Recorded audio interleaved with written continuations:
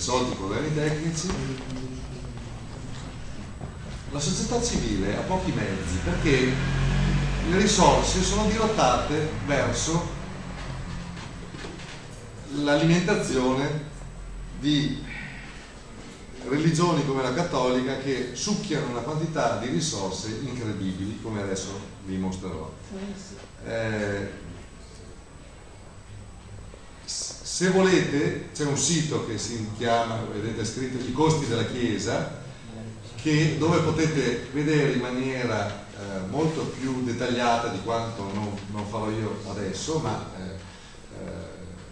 vi lascio degli spunti su cui che potrete approfondire. Questo sito dettaglia in maniera molto articolata tutte le voci che portano a quelli che sono i costi generali della Chiesa Cattolica allo Stato italiano. L'UAR ha pubblicato, che ha anche una casa editrice, ha pubblicato una inchiesta dettagliata che si intitola I costi della Chiesa e che ha nel suo titolo anche quello che è il resoconto finale dei costi della Chiesa Cattolica in Italia, che superano i 6 miliardi di euro l'anno. 6 miliardi di euro l'anno, io non so se è una cifra che entra immediatamente nell'ordine di grandezza di misura della quotidianità. Diciamo che per fare un confronto, in queste ultime settimane il governo sta parlando e sta discutendo togliamo l'IMU, non mettiamo l'IMU, 21-22% dell'IVA, eccetera. Stiamo parlando di cifre che viaggiano fra i 2 e i 4 miliardi di euro l'anno quando parliamo di questi argomenti. E su questi c'è la crisi economica dell'Italia e il rischio che caschi il governo. 6 miliardi l'anno sono la cifra che ogni anno la Chiesa Cattolica assorbe dai nostri fondi. Come dice anche la diapositiva, è la dimensione di una manovra finanziaria, la dimostrazione di quanto sia lontana l'affermazione concreta di un principio di laicità. Allora, quindi o il libro o il sito possono sicuramente aiutare a capire di che cosa stiamo parlando. Io mi ero dato un impegno introduttivo che mi è sfuggito perché un po' le cose. Vediamo, allora lo teniamo per la fine perché vediamo come va il tempo. Volevo fare un omaggio a Margherita Hack, recentemente scomparsa, ma parliamo prima dell'8 per 1000.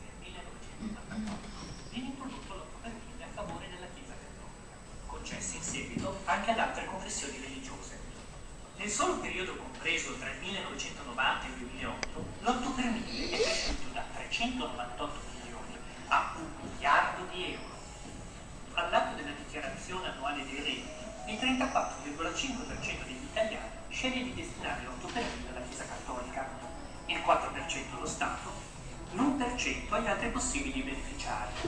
Il 60,5% degli italiani, però, sceglie di non scegliere, non firmando a favore di alcuna confessione religiosa. Questi soldi vengono quindi ripartiti secondo le percentuali delle scelte espresse. Così, l'88% dei fondi a disposizione viene attribuito alla Chiesa Cattolica, anche se solo una minoranza dei contribuenti ha espresso la propria volontà in merito. Stiamo parlando di 900 milioni di euro. Lo Stato dovrebbe destinare la propria quota a interventi di utilità sociale e culturale. Dal 2007 però una buona fetta dei fondi viene utilizzata come supporto al bilancio generale della nazione e del poco che rimane, quasi il 50% viene utilizzato per il restauro di beni culturali di esclusiva proprietà cattolica. E la Chiesa? Dalle campagne pubblicitarie sembra che la fetta più grossa dell'8 per 1000 venga spesa dal mondo cattolico per l'aiuto ai poveri. La realtà però è un po' diversa. Il 43,7% viene devoluto alle sole esigenze di culto, ossia nuove chiese, catechesi, tribunali ecclesiastici. Il 35,7% è utilizzato per pagare gli stipendi dei sacerdoti e solo il 20,7% dei fondi ricevuti viene utilizzato per opere caritative, di cui poco più dell'8% per interventi nei paesi più bisognosi. Ora hai qualche informazione in più. Scegli quando compili la dichiarazione dei redditi.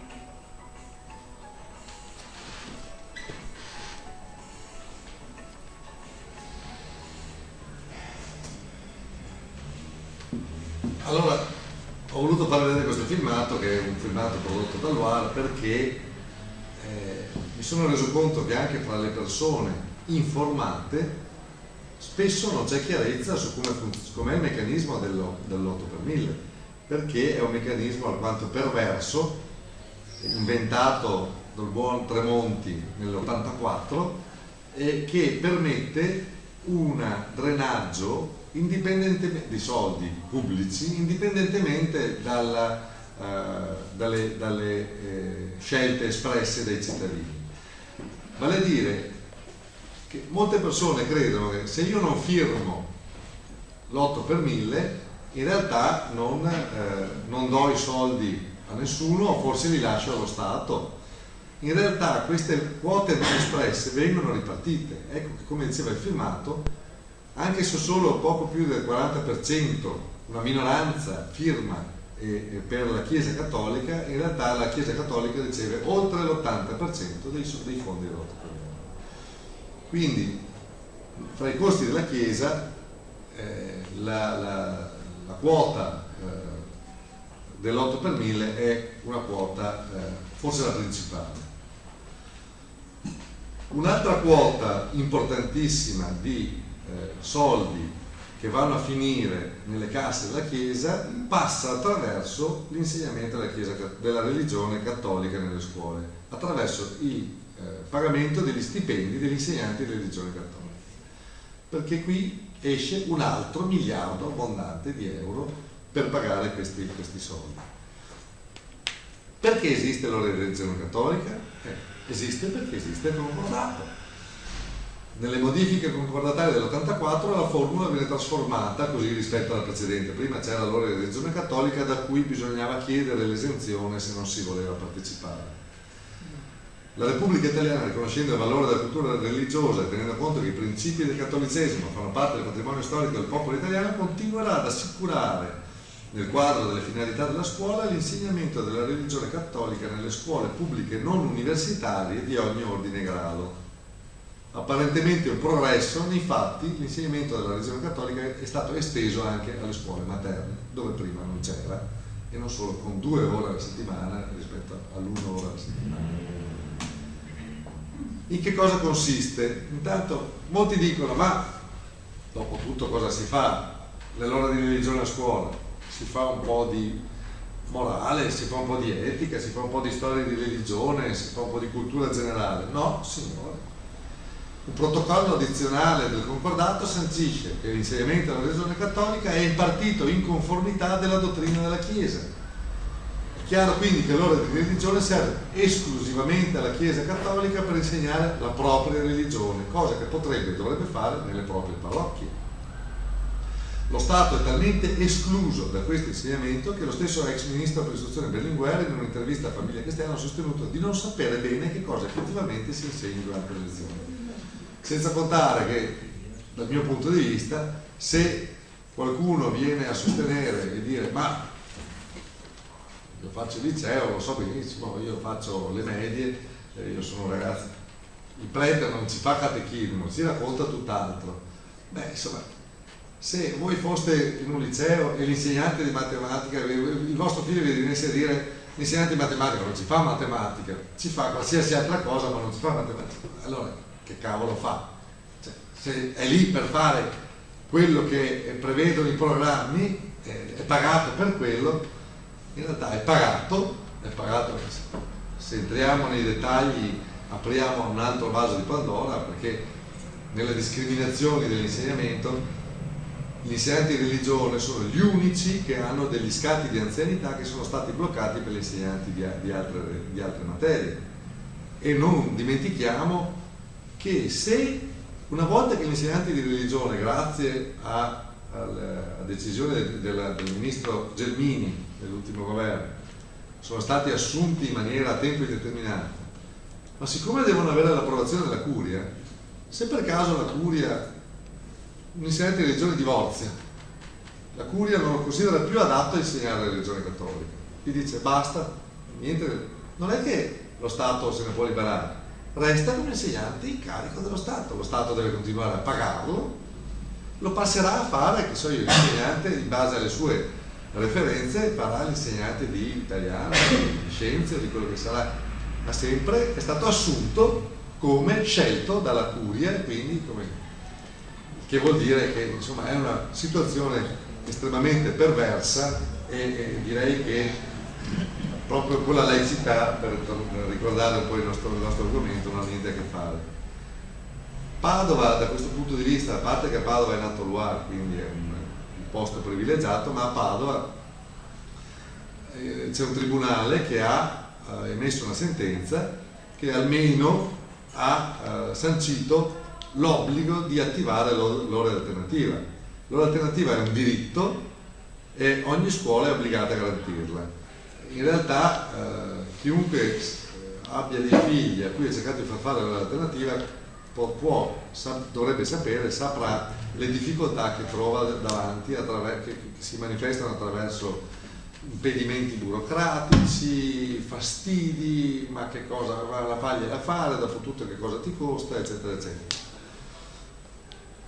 Questa bambina, mentre i suoi compagni hanno impartito l'insegnamento della religione cattolica, l'alunna era stata costretta a rimanere in classe e poi a trasferirsi in classi parallele senza che l'istituto provvedesse ad attivare le lezioni alternative richieste. Per fortuna il tribunale ha sancito, adesso grazie a questa sentenza, se qualcuno, sempre con un po' di sforzo, sempre con un po' di fatica, sempre informandosi bene su come procedere, vuole farlo, può costringere la scuola ad attivare l'ora alternativa e dare al proprio figlio le stesse prerogative di quelli che frequentano l'ora di insegnamento della religione cattolica. L'ultimo argomento, che è quello che mi tocca da più vicino e che ho lasciato per ultimo per questo, è perché è quello che mi ha visto portare avanti una lotta che è durata un po' di anni, perché è cominciata nel 2002, quando io facevo parte del consiglio di istituto dove ho frequentato dei miei figli e dove ho chiesto, sulla base di una sentenza, la famosa sentenza Montagnana, cioè la sentenza della Corte di Cassazione del 1° marzo del 2000, che Montagnana era un personaggio che io definisco eroico, è morto alcuni anni fa, che aveva rifiutato di fare lo scrutatore in un seggio elettorale per la presenza del crocifisso. Aveva subito processi su processi fino alla sentenza definitiva nel 2000 della Cassazione, che aveva sancito la sua ragione nel rifiutare di presenziare allo scrutinio delle elezioni e durante gli scrutini elettorali in una scuola dove c'erano i crocifissi esposti. Sulla base di questa sentenza io ho chiesto che venissero tolti i crocifissi nelle scuole frequentate dai miei figli. La votazione, come si può immaginare, è stata respinta la mia richiesta, ma stiamo parlando di un argomento che non dovrebbe avere una valenza di maggioranza, cioè non può l'argomento della laicità essere portato avanti a colpi di maggioranza. La democrazia non è la dittatura della maggioranza, la democrazia è la tutela delle minoranze. Se la maggioranza decidesse che siccome la maggioranza delle persone non è disabile, non devono esserci, devono essere eliminati i favori sulle barriere architettoniche che ci sono per agevolare le persone che sono in sedia a rotelle, potrebbe farlo la maggioranza. La minoranza delle persone disabili si troverebbe senza più quei piccoli vantaggi che adesso che non sono dei vantaggi, che sono l'eliminazione parziale dei loro svantaggi e che gli permette di vivere una vita meno disagiata di quella che già vivono. Quindi questo tipo di decisione non dovrebbe essere presa a maggioranza, e dopo lo vedremo, è stato sancito anche dalla Corte Costituzionale. Quindi io sono ricorso al TAR del Veneto in questa occasione. Il TAR del Veneto, dopo ne parliamo, vediamo un attimo, ha rimandato con un'ordinanza la decisione alla consulta, pur essendo questa ordinanza, la prima ordinanza, molto positiva e interessante.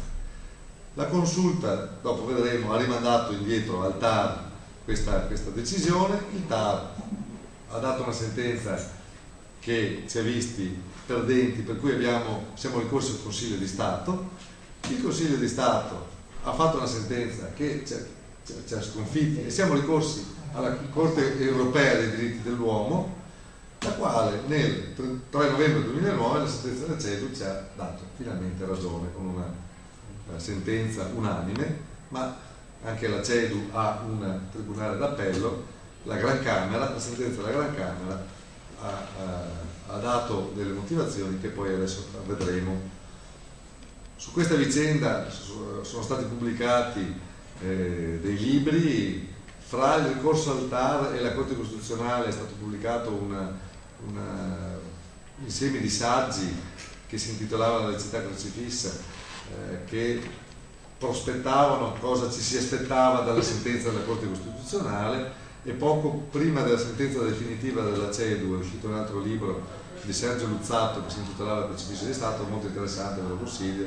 Vi leggo soltanto il titolo che dice: senza il crocifisso sul muro, dicono, l'Italia non sarebbe più la stessa. Lo dicono tanti cattolici ma anche tanti laici. Io penso che gli uni e gli altri abbiano ragione. Senza il crocifisso negli edifici statali l'Italia non sarebbe più la stessa, sarebbe più giusta, più seria e migliore. La prima sentenza del TAR era molto positiva. Diceva che la presenza del crocifisso viene obbligatoriamente imposta agli studenti. La norma che prescrive tale obbligo sembra delineare una disciplina di favore per la religione che non può trovare giustificazione neppure nella sua indubbia maggiore diffusione, cioè non ci può essere la dittatura della maggioranza. Ciò che può semmai giustificare nelle singole scuole secondo specifiche valutazioni rispetto alle tradizioni religiose, ma non la generalizzata presenza del crocifisso. Ma una volta che il TAR ha rimandato alla Corte Costituzionale, il Corte Costituzionale pronuncia un'ordinanza che è stata definita pilatese. Se ne lavate le mani, dicendo: ragazzi, qui non c'è una legge, ci sono solo delle norme regolamentari, perché si parla di regolamenti dell'epoca fascista del 1922 che non erano leggi, erano circolari ministeriali del Ministero dell'Istruzione che dicevano: nelle classi, oltre al registro per gli alunni che si lavano, oltre all'orologio, oltre al ritratto del re, all'orologio finto che serve per imparare a leggere le ore, e oltre a altre cose di questo genere, deve starci anche il crocifisso.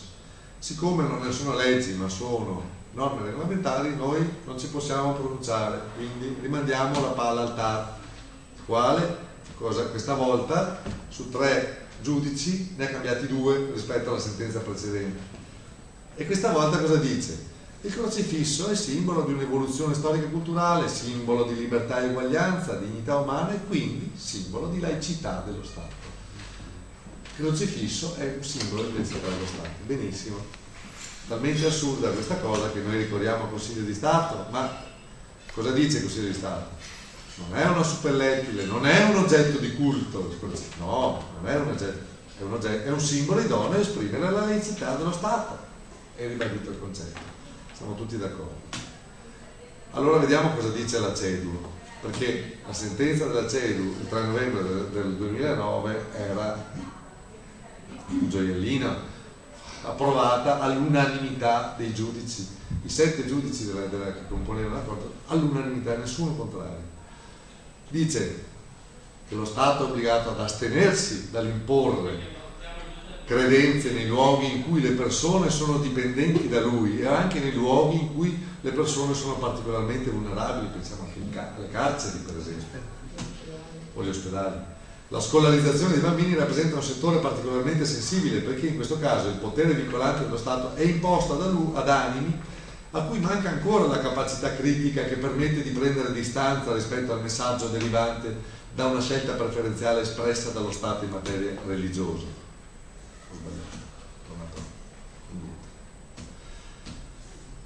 La presenza del crocifisso può facilmente essere interpretata da studenti di qualsiasi età come un segno religioso, ed essi si sentiranno educati in un ambiente scolastico contrassegnato da una data religione. Quindi la libertà negativa non è limitata alla mancanza di servizi religiosi o di insegnamenti religiosi, che poi non c'è una mancanza, perché ci sono, La libertà si estende anche alle pratiche e ai simboli che esprimono in particolare in generale una credenza, una religione o l'ateismo. Quindi l'esposizione di uno o più simboli religiosi non può essere giustificata, secondo la Corte europea dei diritti umani.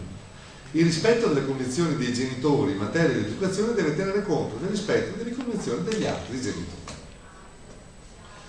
Quindi ricorda la Corte europea che la Corte Costituzionale italiana nel 2000 aveva riassunto la sua giurisprudenza affermando che dai principi fondamentali di uguaglianza di tutti i cittadini, senza distinzione di religione e di pari libertà di tutte le religioni, discende il fatto che l'atteggiamento dello Stato deve essere caratterizzato dalla equidistanza, dall'imparzialità, senza attribuire al numero di aderenti a questa o a quella confessione religiosa. Quello che dicevamo prima, la democrazia non è una dittatura della maggioranza. Lo Stato è tenuto alla neutralità confessionale nel contesto dell'educazione pubblica, dove la presenza dei corsi è richiesta senza tener conto della religione. Deve cercare di inculcare agli studenti un pensiero critico. L'ultima diapositiva sulla sentenza del 2009, la Corte conclude dicendo: non si capisce come l'esposizione di un simbolo che loro lo chiamano neutro e simbolo di laicità, ma è ragionevole associare alla Costituzione. Potrei anche vederlo come simbolo di laicità se ti piace guardarlo così, ma non puoi staccarlo dalla sua associazione col cattolicesimo. Può servire, l'esposizione del crocifismo è ragionevole associare, possa servire al pluralismo educativo, ma la Corte ritiene che l'esposizione obbligatoria di un simbolo di una data confessione nell'esercizio della funzione pubblica violi il diritto dei genitori di educare i loro figli secondo le loro convinzioni e il diritto dei bambini scolarizzati di credere o di non credere. Questa sentenza è una sentenza prettamente giuridica, cioè la CEDU si basa sulla Carta Europea dei diritti dell'uomo, che è una carta di principi fondamentali sul rispetto dei quali vengono fatte le scelte della Corte Europea dei diritti dell'uomo. Però, c'è un però, esistono degli escamotage. L'escamotage si chiama margine di discrezionalità dello Stato. Vale a dire che esistono dei principi fondamentali, però sono così principi e così fondamentali che si può derogare. La scelta del ponte crocifisso rientra nell'ambito del margine di discrezionalità dello Stato, a maggior ragione in assenza di un consenso europeo. Rilevando fra l'altro che il Consiglio di Stato, perché in effetti c'è una sentenza del 1988 del Consiglio di Stato, cioè il Consiglio Supremo dei Tribunali Amministrativi, e la Corte di Cassazione, la sentenza Montagnana di cui vi avevo parlato prima, che dicono due cose completamente diverse, cioè lo Stato italiano non si mette d'accordo con se stesso, e la Corte Costituzionale, che dovrebbe dirimere i conflitti fra autorità statali, non si pronuncia, cioè chi se ne frega di quello che ha detto il Consiglio di Stato, chi se ne frega di quello che ha detto la Corte di Cassazione, stiamo parlando di regolamenti non di legge, quindi io me ne lavo le mani, dice la Corte Costituzionale. Quindi in base a questa incapacità dello Stato italiano di decidere, non decidiamo e basta. La Corte e la Gran Camera nota che i ricorrenti, cioè io, non si lamentano del fatto che la presenza del crocifisso in classe abbia implicato dalle pratiche di insegnamento volte al proselitismo, che i figli del ricorrente sono stati confrontati a un insegnamento condizionato da tale presenza. Questo è falso. Purtroppo lì evidentemente c'è un problema di capacità degli avvocati di esporre, di voglia della Corte di prendere in considerazione tutti gli aspetti. I miei figli, i nostri figli, sono stati implicati fortemente in pratiche di proselitismo durante l'insegnamento, durante la crescita scolastica,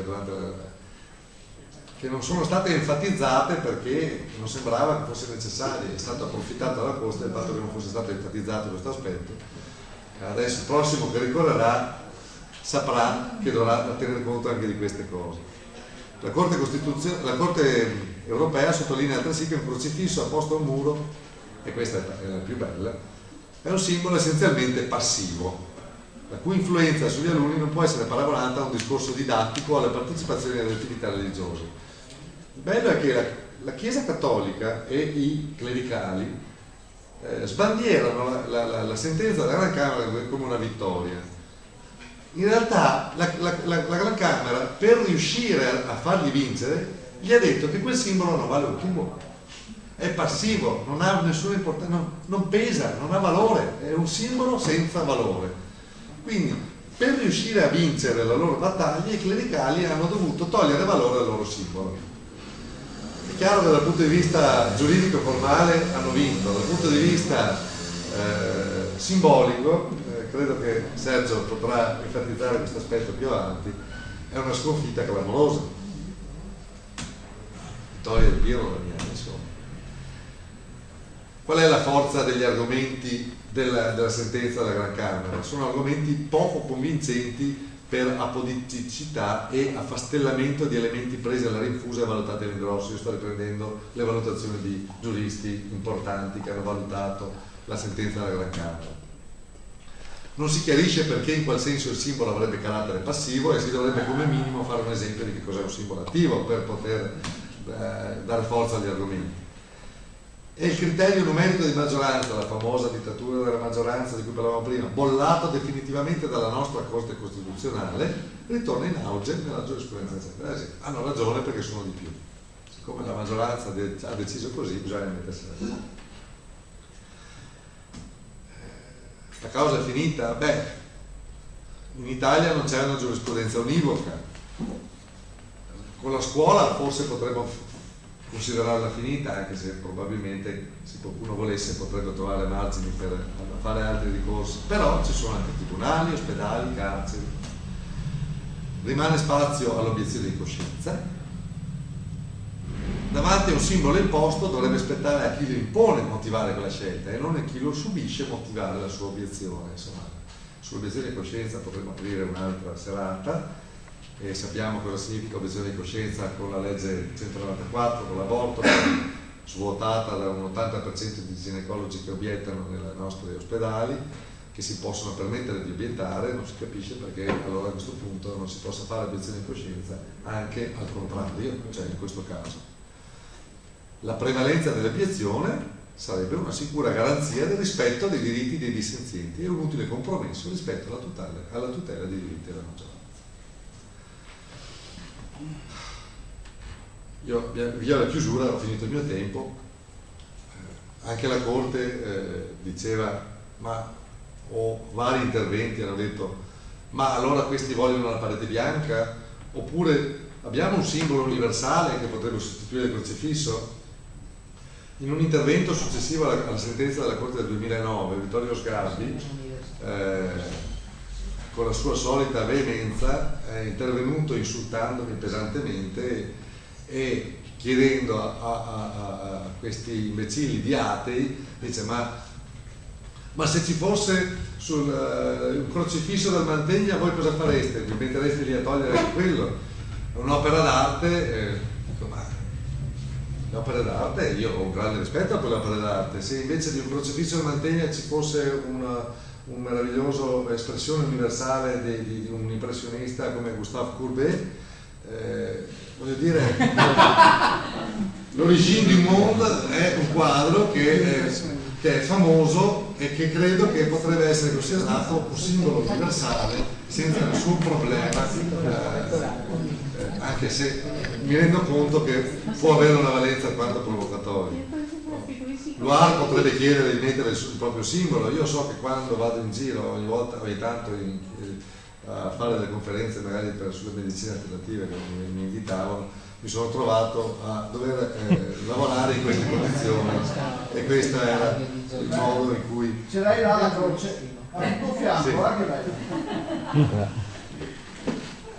Io ho finito il mio tempo e vi ringrazio dell'ascolto.